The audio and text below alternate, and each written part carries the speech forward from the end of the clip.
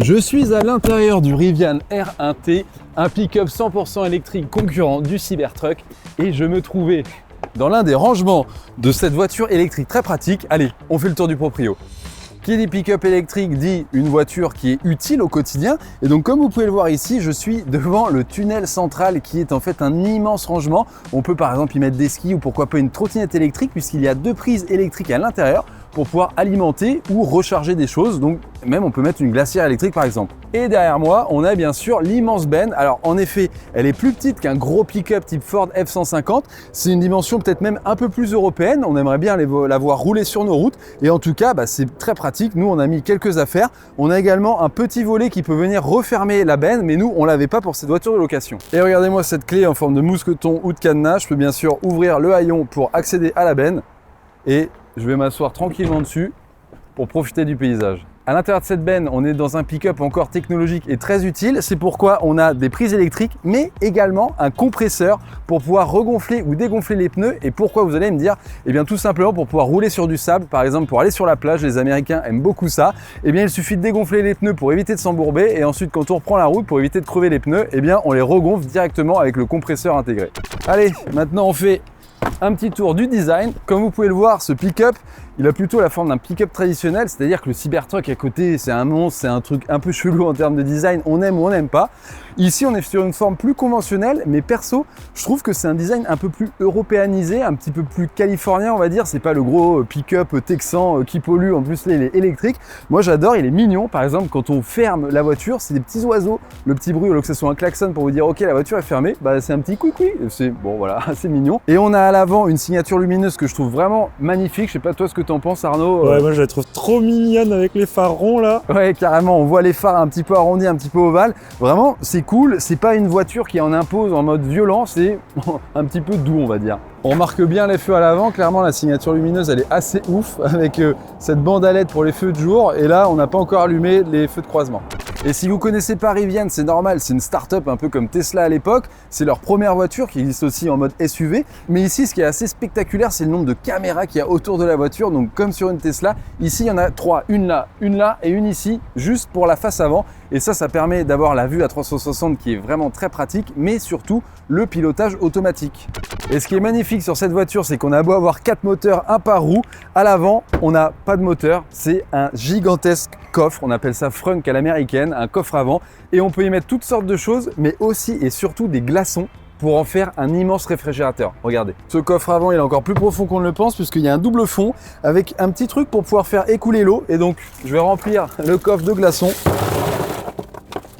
et je peux mettre mes petites bouteilles au frais tranquillement pendant que je chill sur la plage. Et ça, si c'est pas l'Amérique les amis, qu'est-ce que c'est? Allez, je referme le coffre avant et je vais vous montrer à l'arrière, j'ai une autre petite surprise, encore un autre rangement. Et oui, parce que dans ce Rivian, on fait que de découvrir des rangements secrets. Et regardez celui-là, je l'aime bien. C'est soit la place pour une roue de secours ou soit tout simplement pour mettre des affaires. Même de nuit, on a un petit mode camping très sympa avec une petite LED qui éclaire le sol comme ça. Et c'est projeté depuis le rétroviseur, tu vois, il y a une petite LED en dessous. À l'arrière, on a encore cette magnifique bande LED toute rouge, franchement c'est très beau. Et l'intérieur de la benne ici est éclairé. Très pratique. C'est trop stylé, franchement. À l'intérieur, on a beau être dans un pick-up un peu plus petit qu'un Cybertruck, la place est immense, c'est digne d'un SUV en Europe, donc là il n'y a rien à redire, c'est très confortable, on a des sièges ventilés, des sièges chauffants, le volant chauffant. Vous voyez, on a 2 magnifiques écrans en face de moi, l'écran central et le combiné d'instrumentation. Les matériaux sont vraiment très bons, ici on a du genre de simili-cuir, franchement ça respire la qualité. L'interface est vraiment très cool, on a différents modes, alors là le mode camping c'est assez drôle, pour un pick-up c'est vraiment taillé pour lui, avec par exemple on peut laisser l'air conditionné en route ou le chauffage, on peut bien entendu allumer ou éteindre les prises à l'arrière ou dans l'habitacle et on peut mettre des lumières sur le côté pour faire une petite ambiance cosy quand on est au camping. Le design est vraiment très sympa, regardez cette partie par exemple, je l'adore, ici on peut choisir le mode de conduite, donc plutôt off-road, sport, etc. Et ça change les données, et regardez ça c'est génial pour les aventuriers, toutes ces données. Moi j'aime bien. Ici on a le système de caméra et ma caméra préférée je pense c'est celle où on voit la benne ici. J'adore. Et comme sur une Tesla, on a une dashcam qui fait office d'alarme, c'est-à-dire, regardez, tout à l'heure on était garé sur un parking et on a en fait des petits incidents entre guillemets, c'est-à-dire quand il y a des personnes qui s'approchent un peu trop près, qui regardent le pick-up par exemple, et ben on va avoir une alerte et une vidéo pour voir ce qui s'est passé. Et avec l'application, on peut également recevoir des alertes en temps réel. Et qui dit suspension pneumatique dit bien sûr la possibilité de monter ou de descendre ces suspensions. Si vous voulez passer sur un grand trottoir, sur du sable, sur des cailloux, ou à l'inverse, si vous voulez gagner en autonomie, et ben vous rabaissez la voiture pour qu'elle soit le plus aérodynamique possible. Et petit bonus que moi j'adore, on a une enceinte Bluetooth portable qui fait aussi office de lanterne avec une belle LED en dessous. Comme d'hab chez Rivian, des rangements partout. Regardez-moi ça ici, sous le siège passager, dans les contreportes à l'avant, à l'arrière, bref, vous manquerez pas de rangement. À l'arrière, on manque pas de place et en plus, on peut profiter de ce magnifique et immense toit panoramique qui apporte beaucoup de luminosité à l'habitacle. Bon, du coup, Vincent, ça y est, tu conduis? Ouais, ça y est, donc là, on est dans les rues de Los Angeles, notamment Venice Beach ici, donc c'est des petites rues, de quoi tester un petit peu déjà le confort, tu vois, parce que les routes à Los Angeles sont pas tout le temps très clean. Et j'avoue que le premier truc qui saute aux yeux, il a les suspensions adaptatives, donc suspension pneumatique surtout, qui permet de rehausser si jamais tu veux faire du off-road. Et sur la route, ça permet de filtrer les irrégularités. Et t'as un peu l'impression, tu sais, à l'ancienne, tapis volant, Citroën et tout, bah là t'as un peu cette sensation. On avait essayé récemment la Model S avec les suspensions pneumatiques. Là c'est un autre niveau parce que il y a beaucoup plus de débattement, ça peut davantage amortir les chocs. Et c'est assez cool. On est très haut, vraiment très haut, hein, plus haut que dans un SUV, c'est vraiment le côté un peu camion entre guillemets, mais vu qu'il est électrique, c'est ultra agréable. Toi je pense que tu le ressens Arnaud, il n'y a pas d'à-coup, tu vois, du thermique où tu passes les vitesses, ou même en boîte auto ça passe les vitesses tout seul, mais tu as le moteur qui rugit, tu as les petits à-coups, là c'est ultra smooth si tu as envie. Et par contre on s'est amusé 2-3 fois à faire une grosse accélération avec les 800 chevaux des 4 moteurs, et je vous raconte pas, là c'est une catapulte. Et en plus vu qu'on est un petit peu en hauteur, on avait déjà essayé la Model S Plaid avec les 1020 chevaux, on est littéralement collé au siège. Là c'est moins puissant, un peu moins performant, mais vu qu'on est haut, il y a une sensation tellement étrange en mode on a un truc ultra lourd, ultra haut qui se déplace à toute vitesse en termes d'accélération. C'est impressionnant, vraiment. C'est pire que Space Mountain, franchement. Ah ouais. Puis l'habitacle, il est énorme avec la vision périphérique. Je pense que tu peux rien louper, quoi. Les angles morts, et puis c'est très agréable pour les passagers aussi, je trouve, parce que beaucoup de lumière, on est en hauteur, on voit bien, etc. Et non, franchement, je kiffe. Hein. Et, on peut penser aussi que c'est un peu compliqué à conduire, le gabarit, etc. Le rayon de braquage est vraiment très cool, donc c'est-à-dire pour faire des demi-tours sur place ou pour faire les manœuvres à basse vitesse. Et il y a une vue à 360 que n'a pas Tesla. Ça fait des années que tout le monde réclame à Tesla une vue 360 degrés. Et ça, mais c'est tellement utile pour se garer. Ça facilite les choses parce qu'en effet, le gabarit n'est pas facile en longueur, hein. Clairement on peut faire un créneau, mais cette caméra, on s'est garé 2-3 fois dans les rues, c'est parfait parce que tu as l'impression que tu vas toucher et en fait tu regardes la vue à 360 du dessus et en fait non, c'est bon, tu touches pas, ça passe à aller 5, 10, 15 cm, donc tu peux y aller tranquillement, chose que sans la caméra, je pense que j'aurais fait la manœuvre en plusieurs fois, voire peut-être même je serais dit je rentre pas dans la place, alors que si, ça rentrait au chausse-pied plus ou moins, mais ça rentrait. Et alors Arnaud, je sais pas quel mode de conduite toi t'as préféré. Bah, je crois que le confort quand même au final. Voilà.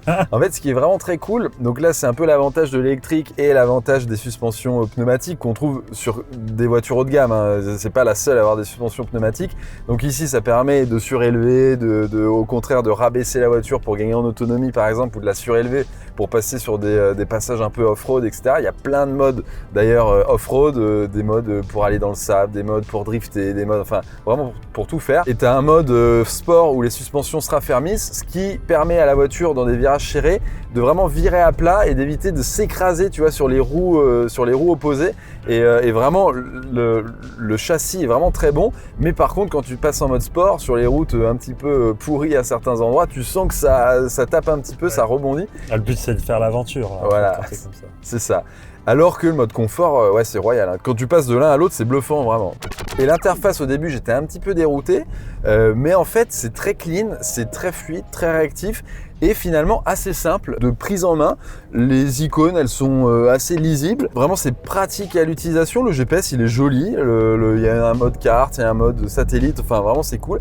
On a un gros combiné d'instrumentation derrière le volant, chose qu'il n'y a pas dans toutes les Tesla. Donc avec la vitesse, on a la vue 3D quand on met l'autopilote par exemple. Et au milieu, on a ce grand écran qui joue le rôle de système d'infotainment avec bien entendu donc le GPS, la musique, mais aussi quelques trucs assez sympas propres au Rivian où justement on peut régler les modes de conduite, on peut un peu voir un mode aventure où il y a l'inclinaison, la pression des pneus, la charge sur chaque moteur, l'accélération, la décélération, le freinage régénératif qui permet de récupérer de l'énergie dans la batterie quand on relâche la pédale d'accélérateur et qui freine un petit peu la voiture. Et on sent que la voiture a vraiment été pensée pour le côté aventure avec ce genre de fonction.